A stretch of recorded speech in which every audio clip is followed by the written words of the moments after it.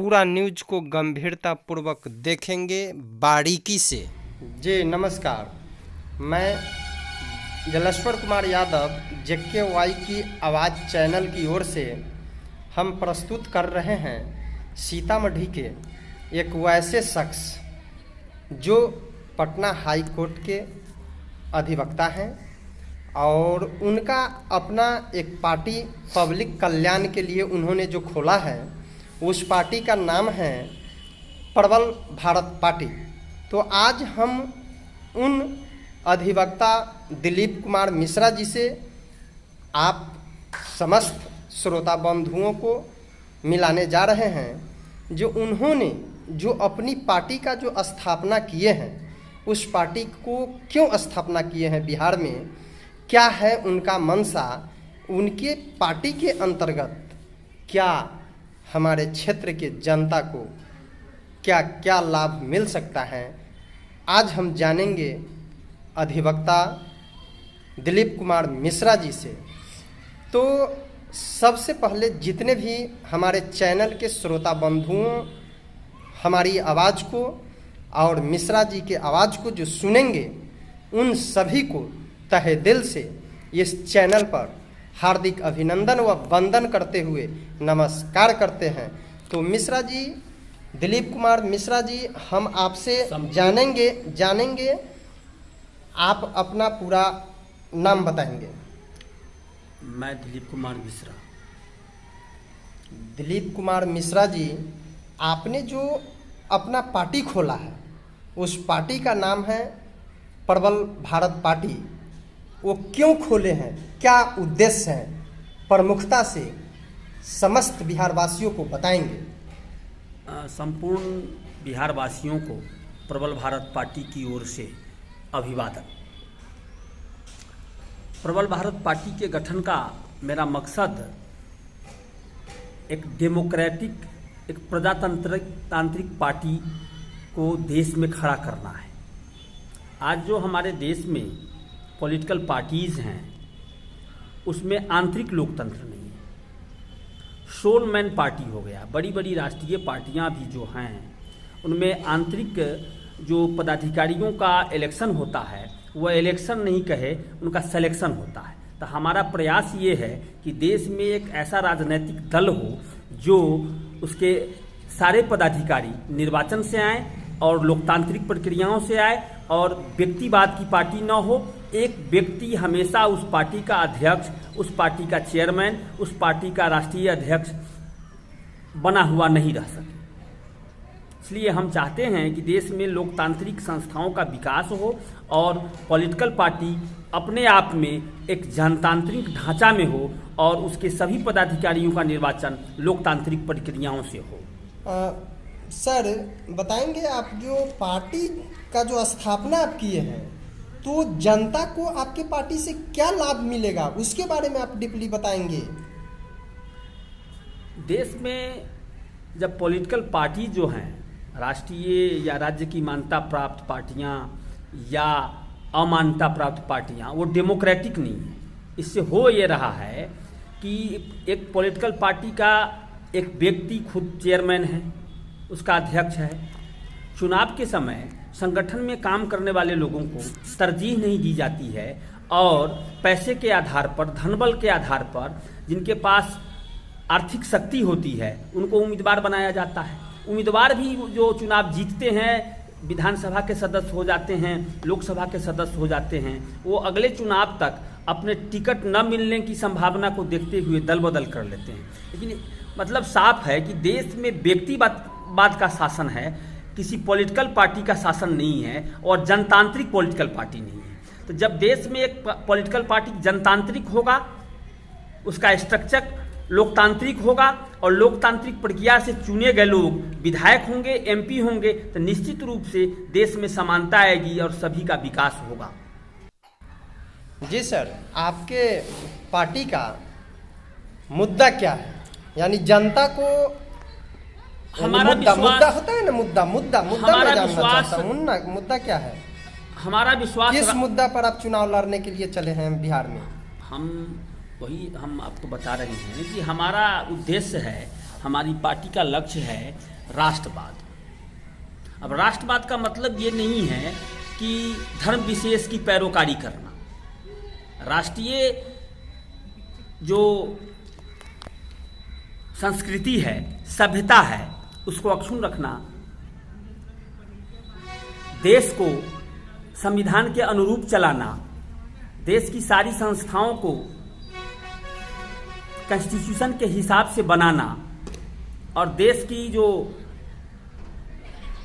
कार्यपालिका और व्यवस्थापिका है उसको पूरी तरह से संवैधानिक बनाना, ये हमारे पार्टी का लक्ष्य है। अभी हम प्रयासरत हैं कि पूरे देश में जो 1993 से पंचायत और शहरी निकाय को संवैधानिक दर्जा दिया गया, संविधान में उसके लिए प्रावधान किए गए और संविधान की ये व्यवस्था है कि जो भी पंचायतें हों त्रिस्तरीय, जो शहरी निकाय हों, वो संविधान के भाग 9 और 9(a) के हिसाब से बने।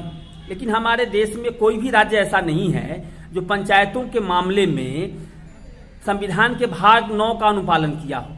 जैसे अभी माननीय सर्वोच्च न्यायालय में मुकदमा चल रहा है, सुनवाई चल रही है, सभी राज्यों को नोटिस हुआ है पिछड़े वर्ग को आरक्षण देने के लिए। राज्यों ने मनमाने ढंग से आरक्षण कर दिया। अब किस राज्य में पिछड़े वर्ग की संख्या कितनी है और कौन कौन सी जाति है जिसको आरक्षण की जरूरत है, किनकी सामाजिक स्थिति क्या है, आर्थिक स्थिति क्या है, राजनीतिक स्थिति क्या है, ये पॉलिटिकल रिजर्वेशन है जो पंचायतों में रिजर्वेशन है, उसके लिए किसी तरह का कोई सर्वे, गणना, डाटा इकट्ठा राज्य सरकारों ने नहीं किया और एक इमेजनरी रिजर्वेशन दिया। जैसे बिहार में नीतीश कुमार की सरकार ने पिछड़े वर्ग के लिए पंचायतों में 20% सीटें आरक्षित की हैं, उसके लिए कोई डाटा इकट्ठा नहीं किया है, कोई सर्वे नहीं है। तो सुप्रीम कोर्ट ने कहा कि आप एक डेडिकेटेड कमीशन बनाइए, सर्वे कीजिए, सर्वेक्षण कीजिए और किसको आरक्षण देना है, किस जाति को आरक्षण देना है, उसकी आबादी कितनी है, उसकी संख्या कितनी है, उसी हिसाब से आरक्षण कीजिए। लेकिन बिहार सरकार असफल रही है। देश की सभी राज्य सरकारें इस बिंदु पर लगभग असफल रही हैं, लेकिन मुख्य रूप से बिहार सरकार, ये 2010 में संविधान पीठ का फैसला आया था, उसका अनुपालन नहीं हुआ। संविधान पीठ के फैसले के बाद 2021 में 4 मार्च को फिर से लार्जर बेंच का सुप्रीम कोर्ट का फैसला आया और सुप्रीम कोर्ट ने डायरेक्ट किया कि आप एक कमीशन बनाइए, कमीशन का रिपोर्ट आए कि किसको आरक्षण देना है, कितना आरक्षण देना है और उनकी स्थितियां क्या है, और उस रिपोर्ट के आधार पर आप आरक्षण दीजिए। बिहार सरकार ने उस फैसला आने के बाद, फैसला आया है 4 मार्च 2021 को, और उसके बाद सितंबर, अक्टूबर, नवंबर और दिसंबर तक चुनाव करा लिया गया।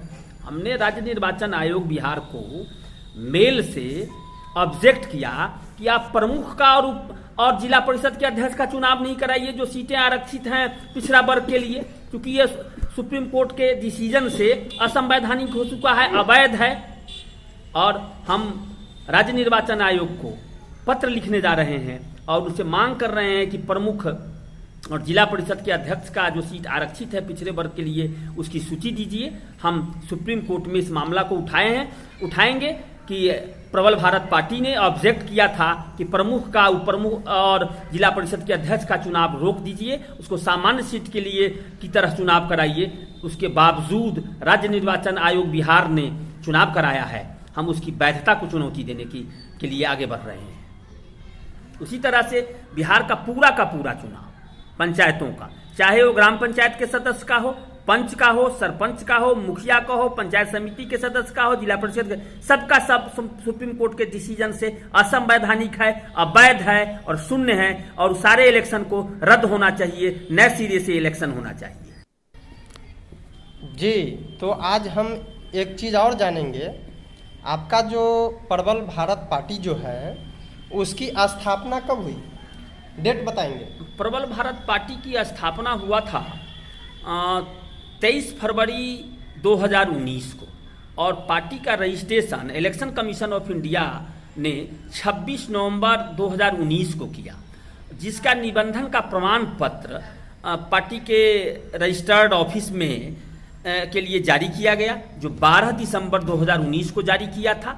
उसके बाद और प्रोसेस, पार्टी का वेबसाइट बनाना, पार्टी का पैन कार्ड बनाना, पार्टी का खाता खोलना, ये प्रक्रियाएं हुई। बीच में लॉकडाउन हुआ। लॉकडाउन के बाद बिहार विधानसभा का चुनाव हुआ तो पार्टी 15 सीटों पर उम्मीदवार खड़ा की और 15 सीट पर जहां तक कम बेस थोड़ा बहुत पार्टी को वोट आया। सर, आपके जो विपक्षी जो लोग हैं उनका कहना है प्रबल भारत पार्टी का तो जमानत जब्त हो गया, इस संदर्भ में आप क्या कहना चाहेंगे? कभी हमारी जमानत थी ही नहीं। हम तो पहली बार चुनाव लड़ने के लिए आए थे, पहली बार चुनाव लड़ने आए। जो पार्टी 26 नवंबर 2019 को रजिस्टर हुआ और आर्थिक सबलता इस देश में पॉलिटिकल पार्टी की है, बहुत पैसे पॉलिटिकल पार्टी खर्च करती है, कैंडिडेट से पैसे लेती है। हमने तो 15 उम्मीदवार जो हमारे पास आए उनको चुनाव लड़ाया और हम पार्टी की ओर से उनको जहां तक हो सका मदद किया था। हम प्रयासरत हैं, हम लोकतांत्रिक पार्टी हैं, हम देश में पार्टियों का स्ट्रक्चर बदलने के लिए आए हैं कि सभी पार्टियां आंतरिक लोकतंत्र को बहाल करें, सारे पदाधिकारी पार्टियों के जो है लोकतांत्रिक प्रक्रिया से चुने जाएं, व्यक्तिवाद खत्म हो, एक व्यक्ति लगातार पॉलिटिकल पार्टी का अध्यक्ष बनकर के बैठा हुआ नहीं रह सके, चाहे वो भारतीय जनता पार्टी ही क्यों न हो। भारतीय जनता पार्टी में भी तो उसके राष्ट्रीय अध्यक्ष तक नॉमिनेटेड होते हैं। सर्वसम्मति की बात उठाई जाती है, सर्वसम्मति अपने आप में एक बेईमानी है। जी जी, एक तरफ यहाँ जो आप बीजेपी की चर्चा कर रहे हैं तो बीजेपी तो हिंदू मुस्लिम करके यानी चुनाव लड़ रहे हैं और जनता का वोट ले रहे हैं। दूसरी ओर महागठबंधन से जो राजद हैं तो वो यादव और मुसलमान करके वोट ले रहे हैं जनता का। तो आपका क्या है? ये हमारा देश जो भारत है उसके संविधान की आत्मा, हमारे देश का जो संविधान है उसकी आत्मा हिंदुत्व है। पूरा हमारा संविधान जो है उसका स्ट्रक्चर जो है हिंदुइज्म से भरा हुआ है और पूरा देश का हमारा कल्चर, संस्कृति, आप जहां भी जाएं, जिस इलाके में जाएं, सबका सब हिंदुत्व है। बाकी जो हैं, हम दूसरे धर्म के लोगों का अनादर नहीं करते हैं, वो अल्पसंख्यक हैं। संवैधानिक रूप से उन्होंने अपना दर्जा अल्पसंख्यक लिया है। भारत के संविधान ने अल्पसंख्यक को भी बहुसंख्यक के बराबर अधिकार दिया है। तो हम राष्ट्रवादी हैं और हम अल्पसंख्यक के विरुद्ध नहीं करते हैं, हम उसके प्रोटेक्शन की बात करते हैं। लेकिन हम अपनी संस्कृति, हम अपने संविधान की रक्षा करते रहेंगे, हम उसकी आत्मा के हिसाब से चलेंगे, क्योंकि हमारे संविधान का एक वर्ड जो है वो हिंदुत्व के लिए है। हमारे देश की पूरी संस्कृति, पूरा का पूरा देश हिंदुत्व है। इस देश का आधार हिंदुत्व है। इस संविधान की आधारशिला हिंदुत्व है। इसलिए राष्ट्रवाद जो हिंदुत्व नहीं है, जो हिंदुत्व नहीं है, वो राष्ट्रवादी नहीं हो सकता। अच्छा सर, तो इससे साफ साफ जाहिर हो रहा है आपके पार्टी में मुस्लिमों की संख्या, मुस्लिम जो लोग होंगे वो सदस्य बन सकते हैं या नहीं? बड़े पैमाने पर हमारे पार्टी के संगठन में आरंभिक दिनों से ही पार्टी के जो रजिस्ट्रेशन के लिए जो 100 लोग होते हैं उसमें भी मुस्लिम हैं, बहुत पदाधिकारी मुस्लिम हैं और दूसरे धर्म के लोग भी हैं। हम धर्म के आधार पर विभाजन नहीं करते हैं। हमने साफ कहा है कि हमारे संविधान का स्ट्रक्चर क्या है, आधारभूत संरचना क्या है। क्या वो हिंदुत्व से बाहर का आधारभूत संरचना है या दूसरे धर्म पर आधारित हमारे संविधान की आधारभूत संरचना है? आप संविधान को पढ़ करके देख लें कि उसके एक एक वर्ड में हिंदुत्व है। अब हमारे यहाँ अल्पसंख्यक है, अल्पसंख्यक की रक्षा की जवाबदेही हम लेते हैं, प्रोटेक्ट करते हैं, अपने बराबर का अधिकार देते हैं। जी, तो प्रबल भारत पार्टी जो है आपका, उस प्रबल भारत पार्टी के जो भी अभी जो चुनाव होने जा रहा है एमएलसी का बिहार में, तो कितने सीटों पर चुनाव होने जा रहा है एमएलसी का? हम इस चुनाव का विरोध करते हैं। हम बिहार में स्थानीय निकाय कोटा से होने वाले चुनाव के लिए इलेक्शन कमीशन ऑफ इंडिया को ऑब्जेक्ट कर रहे हैं कि बिहार में जो भी पंचायतें बनी हुई है सबका सब असंवैधानिक है। संविधान का आर्टिकल 243 क्लॉज सी पढ़ लीजिए, आर्टिकल 243 क्लॉज जी पढ़ लीजिए और सुप्रीम कोर्ट का रिसेंट जजमेंट जो आया है 4 मार्च 2021 का, उसको पढ़ लीजिए। दोनों क्राइटेरिया से बिहार में एक भी पंचायत कॉन्स्टिट्यूशन के हिसाब से नहीं बना है। हम इलेक्शन कमीशन ऑफ इंडिया को ऑब्जेक्ट कर रहे हैं कि असंवैधानिक पंचायतों के आधार पर एमएलसी का चुनाव रोक दीजिए, नहीं कराइए। अगर इलेक्शन कमीशन नहीं मानता है तो हम सुप्रीम कोर्ट जाएंगे। अच्छा, सुप्रीम कोर्ट के लिए तैयार हतन, तो एक बार पूरा नाम बताएंगे दर्शकों को? मुझको मैं समझता हूँ कि शायद ही बिहार में लोग हो सोशल मीडिया से या पॉलिटिकल सिनेरियो के लोग जो मुझको नहीं पहचानते हो, नहीं जानते हो। मैं दिलीप कुमार मिश्रा, पेशे से वकील हूँ, प्रबल भारत पार्टी का राष्ट्रीय अध्यक्ष हूँ। तो ये थे हमारे साथ दिलीप कुमार मिश्रा जी, प्रबल भारत पार्टी के अध्यक्ष। इन्होंने अपनी बात प्रमुखता से हमारे चैनल के माध्यम से समस्त बिहार वासियों ही नहीं, देश के कोने कोने में जो पहुंचाए हैं, इसके लिए मैं अपनी चैनल की ओर से इनके भविष्य को उज्जवल के लिए ईश्वर से कामना कर रहे हैं कि जो इनका पार्टी बिहार में अग्रणी भूमिका में आकर के बिहार के समस्त जनता जनार्दन को कल्याण कराएं। तो जाते जाते आप क्या संदेश देना चाहेंगे अधिवक्ता महोदय? संपूर्ण देशवासियों को अभिवादन, आपके चैनल को अभिवादन, जलेश्वर जी को नमस्कार, प्रणाम, धन्यवाद। अगला न्यूज देखने के लिए हमारे चैनल को सब्सक्राइब कर लीजिए और नोटिफिकेशन के बटन दबा दीजिए। बने रहिए हमारे साथ। जय हिंद, जय भारत।